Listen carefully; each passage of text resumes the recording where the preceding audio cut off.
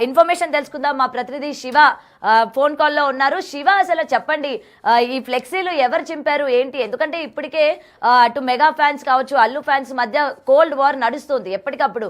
మరి ఇప్పుడు ఈ ఫ్లెక్సీలు చింపడం వెనుక ఇదంతా కూడా మెగా ఫ్యామిలీ వాళ్ళే చేయించారు, లేకపోతే మెగా అభిమానులు కావాలని చేశారు అని చెప్పి కూడా బయటకు వినిపిస్తోంది. దీనిపైన పూర్తి సమాచారం ఏంటి శివ? గౌతమి, చూసుకున్నట్లయితే పుష్ప 2 ఏదైతే ఇండియా వైడ్ అయితే మరికొన్ని గంటల్లోనే రిలీజ్ అవనుంది. అయితే పుష్ప 1 కి ఉత్తమ జాతీయ నటుడిగా అవార్డు అందుకున్నాడు అల్లు అర్జున్. అయితే ఈ నేపథ్యంలోనే చూసుకున్నట్లయితే ఎన్నికల ముందు వైసీపీకి సంబంధించి తన ఫ్రెండ్ పోటీ చేస్తూ ఉండడంతో అయితే జనసేన అధ్యక్షుడిగా పవన్ కళ్యాణ్ ఉండడం, తన మావయ్య కావడం, అయినా సరే జనసేన పవన్ కళ్యాణ్ కి సపోర్ట్ గా ఏ ఒక్క సభకి వెళ్ళని అల్లు అర్జున్ తన ఫ్రెండ్ కోసం ఏదైతే నంద్యాల వెళ్ళాడో అప్పటి నుంచి కూడా నంద్యాల వెళ్ళినప్పటి నుంచి కూడా అల్లు అర్జున్ పై మెగా ఫ్యాన్స్ అందరూ గుర్రుగా ఉన్నారు.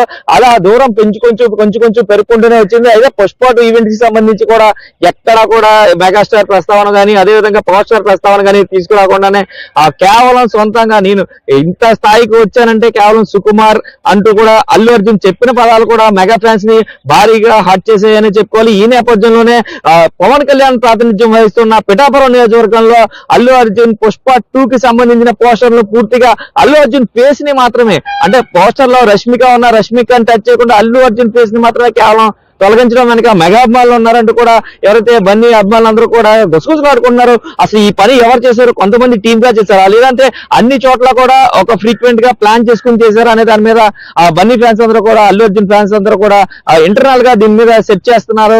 అయితే ఈ పూర్తి వివరాలు తెలిసే వరకు కూడా ఎవరు మాట్లాడడానికి కూడా అల్లు అర్జున్ ఫ్యాన్స్ అందరూ కూడా నిరాకరించిన పరిస్థితి కనిపిస్తుంది. అయితే సినిమా ఎట్టి పరిస్థితుల్లోనూ బ్లాక్ బస్టర్ హిట్ అవుతుంది కాబట్టి పుష్ప 1 కంటే కూడా పుష్ప 2 మించి ఉంది. ఇప్పటికే 1000 కోట్ల రూపాయలు బిజినెస్ చేసింది అంటూ కూడా ట్రేడ్ మార్క్ దాటిందంటూ కూడా చెప్తున్నారు. అయితే ప్రపంచ వ్యాప్తంగా కూడా పుష్ప 2 కోసం అందరూ ఎదురు చూస్తున్నారు కాబట్టి తమ అభిమాన హీరోకి ఇంతటి ఆదరణ రావడాన్ని ఏదైతే జనసేన సంబంధించి అంటే ఇప్పుడు చూసుకున్నట్లయితే పవర్ స్టార్ అభిమానులు కావచ్చు, మెగా అభిమానులు కావచ్చు, రామ్ చరణ్ అభిమానులు కావచ్చు, వీళ్ళందరూ కూడా ముక్త కంఠంతో బ్యాన్ పుష్ప అంటూ కూడా గత వారం రోజులుగా చేస్తున్నారు.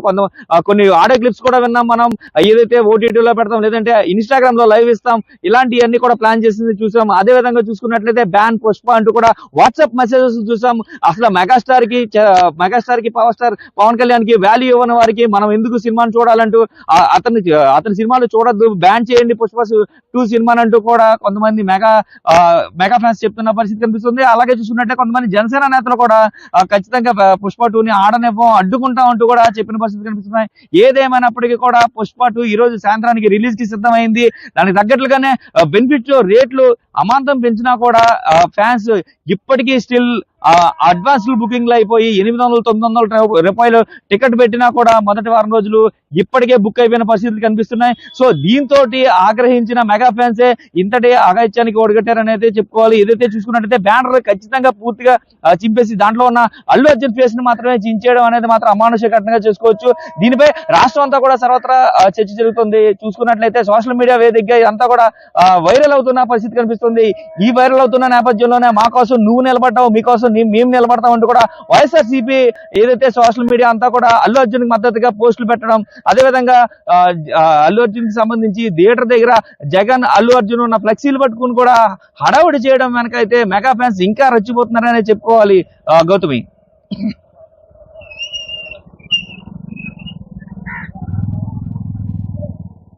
జన సైనికులు కూడా సినిమాని విడుదల చేసేదే లేదు, ఎలా విడుదల చేస్తామో మేము కూడా చూస్తాము అని చెప్పి వాళ్ళు కూడా మాట్లాడుతున్న సందర్భం చూస్తూ ఉన్నాం. అయితే ఒకసారి వాళ్ళ మాటలో కూడా విందాం. చల్లమలశెట్టి రమేష్ బాబు, గన్నవరం నియోజకవర్గం జనసేన పార్టీ నియోజకవర్గ సమన్వయకర్తని. ముఖ్యంగా ఈరోజు అల్లు అర్జున్ గురించి మాట్లాడాల్సిన అవసరం సమయం వచ్చింది. గతంలోనే అల్లు అర్జున్కి మేము అల్టిమేటం జారీ చేయడం జరిగింది. అల్లు అర్జున్ నీ పోకడ మాకు చాలా జన సైనికులకు కానీ, మెగా ఫ్యామిలీకి మెగా అభిమానులకు కానీ చాలా బాధ కలిగించింది. ఎందుకంటే ఎవరో ప్రతిపక్షం వాళ్ళు వేరే పార్టీ నుంచి వాళ్ళు మాట్లాడితే పెద్ద పట్టించుకోం, కానీ నువ్వు మెగా ఫ్యామిలీ అని ఫస్ట్ నుండి మొట్టమొదటి నుండి డే 1 నుండి కూడా నేను మెగా ఫ్యామిలీ అభిమానిని. మెగా కాంపౌండ్లో పెరిగాను, మెగా కాంపౌండే నాకు అన్ని విధాల రక్ష అని చెప్పేసి చిరంజీవి గారి యొక్క అడుగుజాడల్లోనే నేను నడుస్తానని చెప్పేసి మొట్టమొదటి నుంచి చెప్పడం జరిగింది. చిరంజీవి గారి అడుగుజాడల్లో నడిచేవాళ్ళం ఎవరైనా సరే మేమందరం కూడా చిరంజీవి గారి అడుగుజాడల్లో ఆయన యొక్క సంస్కారాన్ని పుడికిపుచ్చుకొని మణిగి మేము కూడా చిరంజీవి గారి యొక్క అడుగుజాడల్లో మేము నడుస్తున్నాం. పద్ధతుల్లో కానీ సేవా కార్యక్రమాల్లో కానీ అన్నిటిలోనూ మీరు ఆ విధంగా ఉంటూ మెగా ఫ్యామిలీని టచ్ చేశారు. మీరు మెగా ఫ్యామిలీ అంటే ఒక ఈ రాష్ట్రంలోనే కాదు, దేశమే కాదు, ప్రపంచం మొత్తం కూడా ఒక సపరేట్గా వాళ్ళని అభిమానించడం జరుగుతుంది. ఎందుకంటే ఒక కులంగా కాదు, కులం అనేది పక్కన పెట్టేయండి, వాళ్ళ హావభావాలు కానీ ఈ రాష్ట్రం కోసం ఈ దేశం కోసం పడే కష్టం కానీ సేవా కార్యక్రమాలు కానీ ఒక వినూత్నమైన పద్ధతిలో వాళ్ళు ఈ ప్రజలకి అందుబాటులో ఉంటున్నారు.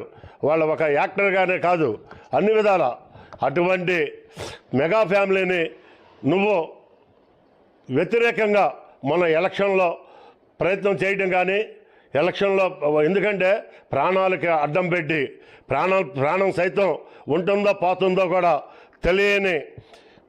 తెలియకోకుండా, అంటే ఆయన పవన్ కళ్యాణ్ గారు ఆయన ప్రాణాన్ని కూడా లెక్క చేయకోకుండా ఈ రాష్ట్రం కోసం, ఈ దేశం కోసం, ఈ ప్రజల కోసం అహర్నిశలు కష్టపడుతున్నారు.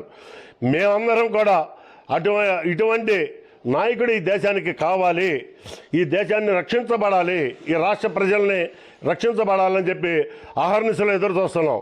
అటువంటిది నువ్వు దగ్గర ఉండి కూడా గుర్తించుకోలేక మదవెక్కి అహంతో నీ ఇష్టం వచ్చినట్టు నువ్వు మాట్లాడుతున్నావు.